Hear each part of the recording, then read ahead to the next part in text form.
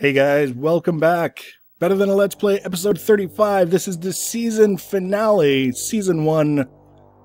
It's worse than we thought with the testificates. We were focused on where they were in the structure above. I never really took the time to look down below and see what they were doing. There's a lot of them in the water. Now, I get a lot of footage like this from Camera Studio where it doesn't render very large sections of the surface of various different things. And normally I get rid of it when it's this bad, but this was a perfect opportunity to show you other areas where the testificate population is just ludicrous. There's no resolving it. Now, someone had suggested using lava, and I kind of thought that would be a good idea, but I wouldn't be able to use it in the water. It would just spread obsidian, and the testificates would be pushed around, but they wouldn't be killed. Look at them swimming out to meet us. Hundreds of the bastards, and they're all just swimming. So I figured for this season finale, it might be a good idea to spend a few minutes and take a look at the projects that we focused on for this season. This turned out to be all about the builds and the microblocks, pretty much from beginning to end, with very little deviation towards the tech end of things, which is, to me, always a little bit odd to be loading all these tech-based mods every time you go to play the game and then not using them because you're just building with microblocks. All I needed was a saw and my modular power suit and blocks to build with. That was it. In this case, we used some energized glowstone from thermal expansion. Microblocks. That's... What more can I say? So this was a mountain, a very large mountain that I found. We dug it out with a quarry, and then we built in this testificate sort of playhouse. And aside from the performance issues that come from having hundreds of testificates all in the same very small area, if you're looking at chunk space, there's a lot. There's a lot in a very small area. It makes it kind of playable when you're not trying to record with like Camera Studio, but if you are trying to record, it's like 2 to 3 frames per second if you're lucky, if you're very lucky. Even with no Camera Studio, just trying to open up menus, like hitting escape to open up the options menu, you kind of have to hit it a few times before it registers that you've hit escape, because it's thinking so hard about the position and behavior of all these testificates. All in all, my favorite part of this build was the turbine, just because I like the mesh in front, the wire mesh. It's not even wire, it's just more microblocks built to look like a giant mesh screen in front of the turbine that does not move, that serves absolutely no purpose. The testificates don't know how to use it. It's just a thing that looks maybe a little bit more interesting than the side of a mountain. So I built it, and I had a lot of fun with it. I learned a lot. Everything that I build teaches me a new trick, a new technique that I can use in another build, some other, project down the line. And in this case, overall, I was pretty happy with the way this turned out. We could have got a lot more functionality out of the structure, but eventually we just kind of have to say enough is enough. I don't want to play at 3 frames per second.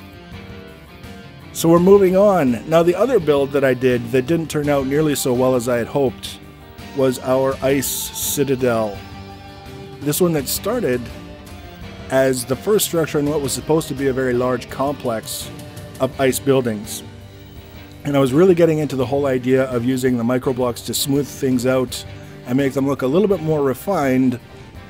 And we discovered that with the ice, the way the translucency is rendered between the blocks with the microblocks, it just takes all of the attention away from the structure itself. You find yourself looking at these little slats of more translucent than the other pieces that you're looking at.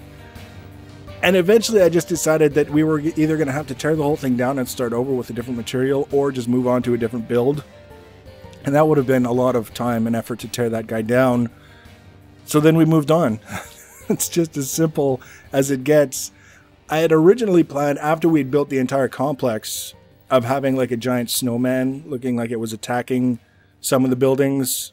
And I had this sort of image in my head starting to take shape of how I wanted everything to work. And then do it as kind of a Christmas sort of holiday themed video putting that out with like a couple of minutes of super fast time lapse building the snowman, and then just the camera zooming around various different scenes and angles of this angry snowman beating up the buildings, or at least looking like it was going to try to beat up the buildings. And that just wasn't to be. We encountered too many hiccups too early.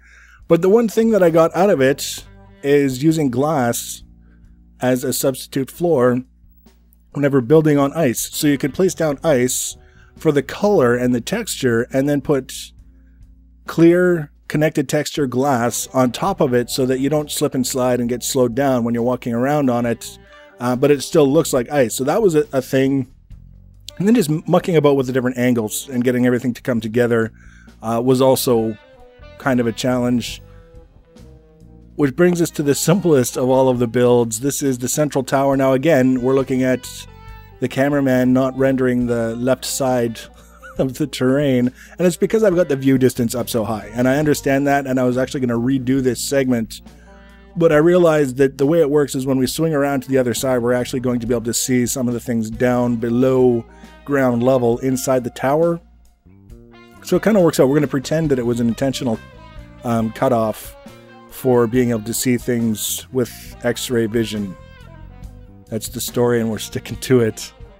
Now, this was intended as a chunk segregated build, meaning that the first thing that I did when I was getting set up to do this was I found out where the chunk boundaries were and set myself up for that main central tower to only occupy one chunk. It doesn't overlap any boundaries. It uses up the entire chunk, but that's it. And that was a machine consideration, something that had been tossed around on the forums, discussing what happens or what can happen occasionally with disastrous consequences if machines are connected over chunk boundaries via some sort of wire or ducting or something of that nature. One chunk loads and the other chunk doesn't. Potentially a bad scene. So just for the sake of it, messing around and seeing what it might look like if we did a chunk segregated sort of build, this is what we came up with. So the two smaller towers that you see are also in their own individual chunks, but they obviously don't take up the whole chunk, they just take up a quarter of it. And in all three towers, it goes all the way down to bedrock. So that was another thing, was the amount of space that we have available to us is pretty outrageous. We didn't use even a fraction of the space that we had available to us through this build, largely because we didn't focus that much on machines, but also because there's just so much space. And again, it's all in this very, very concentrated, low profile, kind of low footprint size structure that I was really happy with. We did a little detailing around the corners with micro blocks just to kind of break away from the, yeah, it's just square towers, dude. Like, there's nothing here. It's square towers. Anybody can do this, even if they're not trying. But yeah, we slap some micro blocks on there and it goes from generic to art. I'll take it. You can see in the bottom right corner also our sand quarry. Anytime we needed sand or glass, we had that desert right there, and we just dug the hell out of that spot. It didn't matter whether it was a speed shovel from Dartcraft or a flame shovel, just strafing back and forth all this sand. So much sand, so much glass. Now this is what I was talking about, being able to see down to bedrock even though we can't see inside the tower by legitimate means. Oh, we wrecked it. I was going to show you the tunnel, but you know what? It's a tunnel.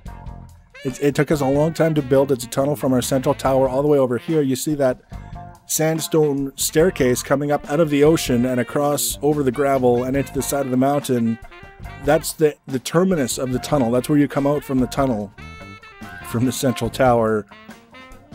And this was a build, basically, I found this mountain that's kind of like this big sort of narrow spire that goes way up in the air, and I thought it was really, really cool, and too cool to just leave sitting there doing nothing. But when I tried to figure out what I might do with it, I kind of came up empty in terms of what we could do that would be fun, that would be interesting. Didn't even necessarily have to be useful, but fun and interesting.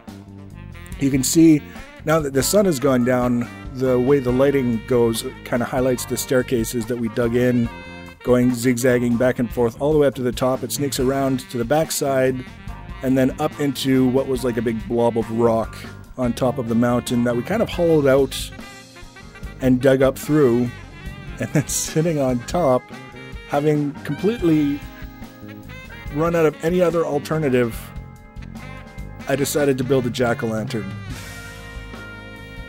It was near Halloween, and I thought it would be a fun kind of build that was fitting with this because it would be useful in the sense that it was Halloween. It's a theme build. It was a challenging build. This thing is freaking enormous.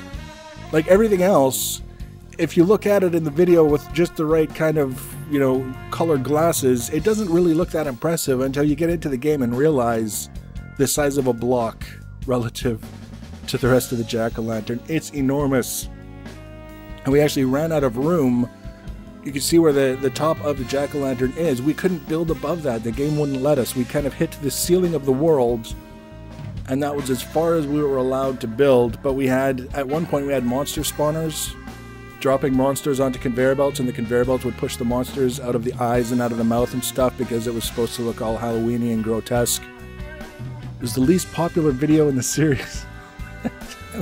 I don't know why. People were so mad that I did a Halloween special.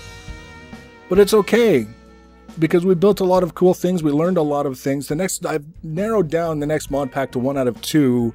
It's either going to be monster or test pack. Please ignore. And I just have to get the final decision made and get the pack set up, and we will be into Season 2 of Better Than a Let's Play. It could be fun, or it could be crap. You never know. Minecraft videos, they're hit or miss. As always, guys, thanks for watching. Leave your comments and feedback. We'll see you in the next series. Take care.